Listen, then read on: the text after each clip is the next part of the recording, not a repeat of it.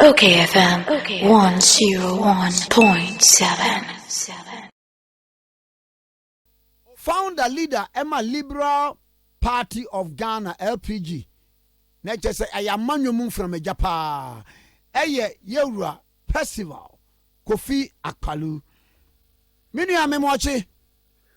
Of our government figures here, me also. Nabako dear. Oh, of our. What did you maybe ask me a studio? Na mibisa ene demonstration ya coalition for social you from say for social justice for LPG for mo party mo ka ho. Oh, of our government NDC for demonstration way there. Yeah, can be. Yeah, say NDC for say all the party work on na apart from MPP. Let's Debbie, because we can home. Because we are a political party. It's ye party and Yamian Ukraine. You here says our brewery. Demonstration. Where demonstration for the very. At the very now, as you were Ghana Hanoma, Sabu, Biakubusa, are buying, I don't know who you see now by 16 million. Now, Mekosai the best of me. I think to miss Baka demonstration. That be. There's no need to go and do any demonstration. Demonstration there, we have to do it. Team Omwa or NDC for so more demonstration there. Some cost of my horse to be still a Ghana for more opportunities. So, my governor. Then, me just was Sabri we Ghana for already class on the NDC Asaba because question Ubusaro. Ubusa question is Sia Busabinia. NDC, you know, your friend say Abbas. 2010, maybe 2015. Sabu a car net that on contractors done on Mojo or Mocano. I don't know more Tiano Major number 12 or who's worship to post. So, someone would not saw more day quite demonstration in Sabu manager Sumias, Yans of Bianim, and we have to be a Casco demonstration because I didn't want to have them word to me. I didn't know how big you will be there, will be there to me by force. So what I said, you know, a waste of time. And that day, Sabu, more man or Moku in Iacobia, or Moa Bemua, or man to me, I need to be Papabia, more, Dutch, Papabia, I maybe as you want to say, or Moncoye. It's you, Goofy, so that Machanum to Musca Momo, free money. And then the woman says, can it be, you know, my woman or something for the position. The position way, and it was a gun and be a power. What the power feel pass over what could decide the position.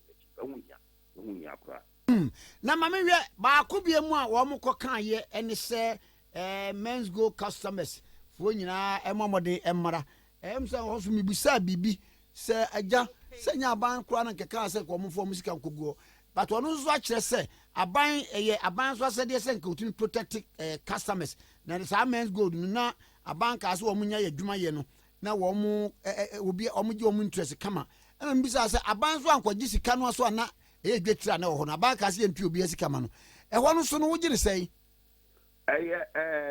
Nasiru Isaku in Nasiru and we a former governor of Bank of Ghana the men's good for customers omuwo abaso Subobia sa papa no Mahama appointed as governor of Bank of Ghana no Oruna ko fasta you na be we ni abeto almost because one I say ha e ma omo pretty e bi sabe ya asemba because sabio panimu a yede Bank of Ghana asha wonsa e Ghana sikatem nyina including insurance nyina asha wonsa na wa ye ha ama branch ya bebie adwuma oni kwa so obie ajingo fosika o dia say ti masa aho tira e wo Ghana o hawa wo Ghana amania wo Ghana ninjina ne faribai e NDC na John Mahama edi animu because masa Ghana ya so papa o under Mahama ya pre papa ya pre papa it is and NDC for one Ghana for mo refi ade ho mo matna honom ayehwe ha akofa papa bi fe Isaku na shuru the one way papa ya ba betra no Bank of Ghana aba ba state kasem just ono kura sa na ono kura be ba no na papa bi di Kofi Wampa ono kwa de ho was say Ghana sikanyira yes media me hu de tia SNDC for kra o timi enya kukuduo e ka so mbeso mo e ba Ghana so ma bu Ghana e kudano me tia se I don't get it say o mutimi etimi nya kukuduo kra e say o party no e say like Saba power why I don't know say no bu Ghana for o be ka say men's good for customers sabio say isaku in asu some my friend or sending the text message e ka tell say matter party we na mahu e wo men's good Ghana, and please, as soon as possible, shut that thing down. Then I'm a very reply me. I mean, I'm a meet to an amount of Bank of Ghana office.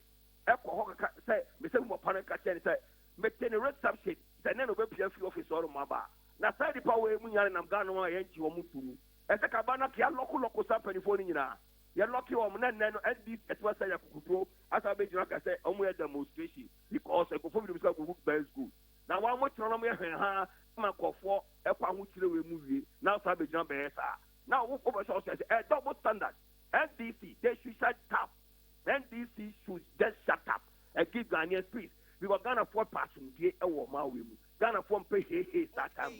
We need peace of mind to run this country. And yet, they are more because M will be Obia do one of my subview or what you want for property. Pass Abriwi. Or what way demonstration? What way demonstration for what way demonstration for say, some men's gold. Now, man's gold is not and this one a buy. And I shall have my one in ya solid foundation. If it do be a do it. I buy the year, I buy a you. Yes, all for who come home.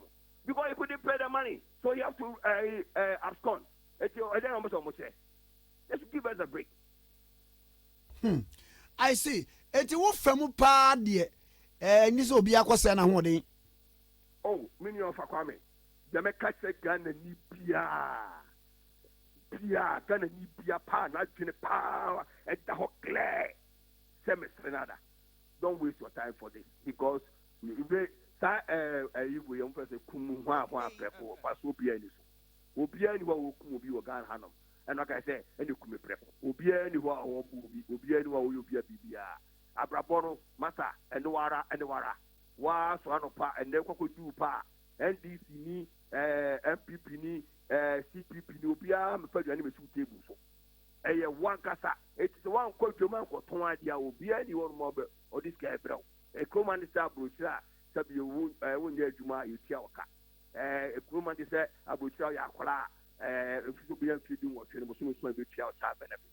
Pantesa, eti, yes, Obi can't say, oh, yes, dear, ba, you may say, young Kolaka, you discover one Kolabotum, one year you might be your car. And on a year petty, then that's how demonstration. Demonstration way out Mukui, pa here by Pani here. Makai from a state NDC, Omuni Shady Magana, over September 2013, John Hamanani in a simple to Yawin na mini na kadumpe. That time no one and I win among. One and I abu man, 4 years of them, most. I don't know Mahama Kaun. And I'm so much discanning. And I'm got a Ghana for review. They said it, Mahama said it, and now no officer Ghana for refugee or Baye, Kulu, Saba Baye, or Biano, what about my Mama Bay President of Ghana. So you should just forget it, as simple as that. It is our demonstration who way of Wakui. Obi Piani on my sub United time because NDC has nothing new to offer Ghanaians. So nobody should worry himself because NDC about party way. If you don't want to party, you must have a pet. About no so much as so, or went to medicine. Almost your mobile, or mobile national health insurance 1 time. Up to now, over to me. Miss the time, no, Mikai. Only idea. NDC, only Ibia Butayabia say, ye buy Bayo Magana for, ye buy Beshama, we are Masama, you say, ye share victory. I said, any Liberal Party, ye can say, Yatum, ye about Bemo, Akolabia was some Subichanica.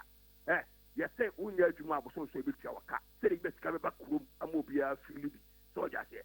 And this is for almost anything. Mama can't say Ghana for say, ye NDC, let the assistant yakin, and then your party, Ayakono. It's ye bar, ye be shama, be a judge for be a mistake, be a more be a mistake. Said the Liberal Party, Quaker say, be legalizing marijuana. I'm for industrial purpose. Said there be a bit of your yes cow. because Canada and marijuana, people are making about the country is making over $10 billion every year from marijuana. And then NDC for air catcher. They have no idea. They have nothing to offer Ghanaians. And when they need to put 70 years, Ghanaians want peace. You pass away. Let's say about Africa Cup. Now a whole MP of NDC say, what was they indominate about Omawi? Now we'll talk for him. They don't love Ghana. They don't love Ghana. They hate Ghana. It's Ghana assume the end of pet. I didn't Ghana become for a month pet. And now we walk away to chance, walk away the demonstration at the DNTC for Mati, I better son of pay. Better say. Ora, Kofi Akpalu, a founder leader, my Liberal Party of Ghana, and then LPG for short. Okay, 101.7 is so any. Okay, FM 101.7.